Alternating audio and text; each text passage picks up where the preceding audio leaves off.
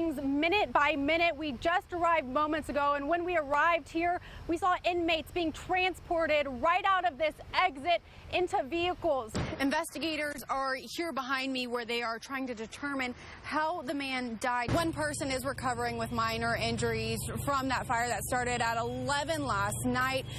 Firefighters just put out that rekindling flame, so that is good and clear this morning.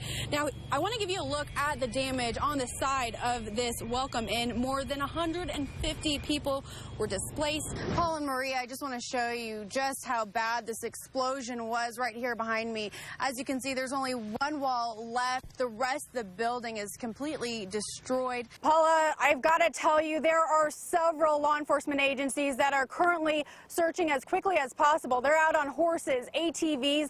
They even have a helicopter out here searching the ground. Here at Ozarks Technical Community College, this classroom might seem a little intimidating to the average high school student, but Middle College continues to grow. Here outside the Montoya household, this little free pantry includes items like canned goods, macaroni and cheese, and the most popular thing to get taken out of this pantry is hygiene products.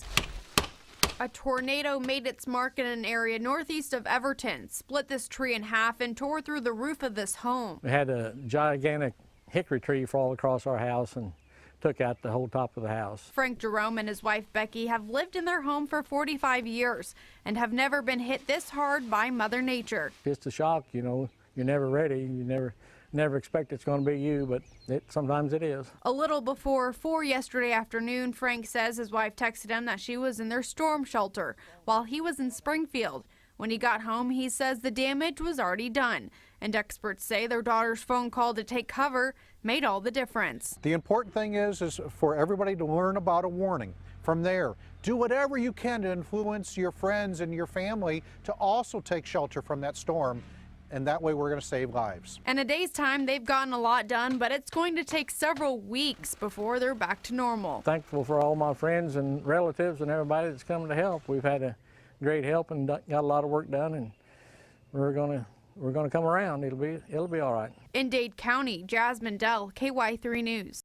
One slow step at a time, Andy Howell has to walk everywhere he wants to go now after thieves swiped his freedom to get around. In the hill. The gate was open, and of course he came running into me. Mom, my bike is gone. Oh, pretty devastating for him.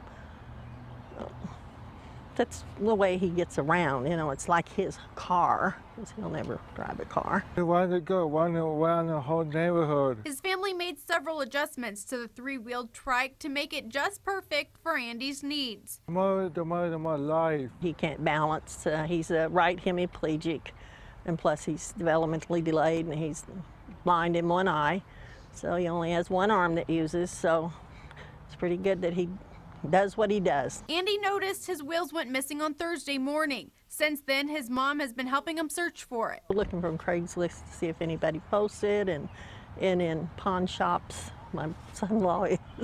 We're looking everywhere. That bike is usually only the kind of bike used except for elderly people and disabled people, so I don't know who else would want it. And it wasn't like new, you know, so. It's just sad. While his mom looks for it, Andy won't give up either. He's hunting on foot, even though walking is a challenge. He's been going up that alley and looking in the bushes. It's very hard to believe, and you know, it's very confusing for him. It's why somebody would do that, you know? Why would they want his bike? In Springfield, Jasmine Dell, KY3 News. Larry Dennis walked into the back door of the Mansfield Mirror for the last time today. I just felt like I was recording the history of Mansfield, you know, that's basically.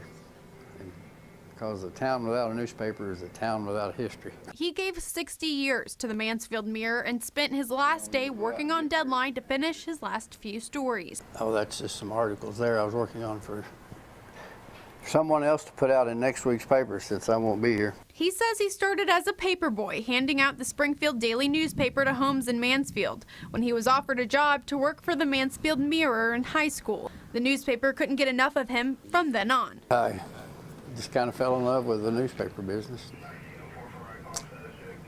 Been here since '57. I like being out where the action is. Larry says the newspaper business has changed a lot since he started. This was one that we used when you had film. The one thing that has survived the years with Larry looks like a piece of history. This is about the only piece of equipment that's here now that was here when I came here.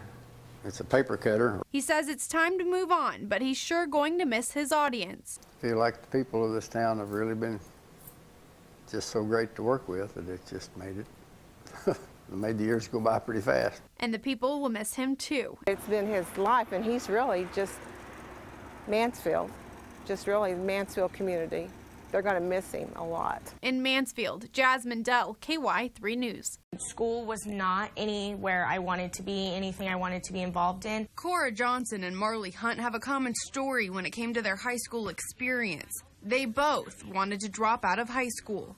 There was just no reason for me to really go to school. I didn't want to. I hated school. Here at Ozarks Technical Community College, these college-level books may seem intimidating to the average high school student, but the Middle College is a growing program reaching out to high school students who might otherwise drop out. Why drop out completely when this opportunity is available for me and it's free? So why not take it? So I did it, and now I'm here, and I'm going to college, which I did not think when I was 16 that I would do. The Middle College started with 32 students back in 2008.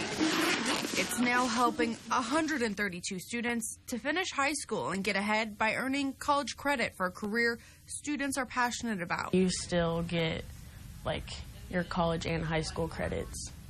So it's like it really does help a lot with the future. Basically, I'll teach high school English. I want to be a psychologist. It's a program that can sometimes be a high schooler's last resort, but it puts them in a path to success they'll never forget. I'm really blessed. Like, I'm so excited. Like, my parents, they love it. But, like, it really has made a difference.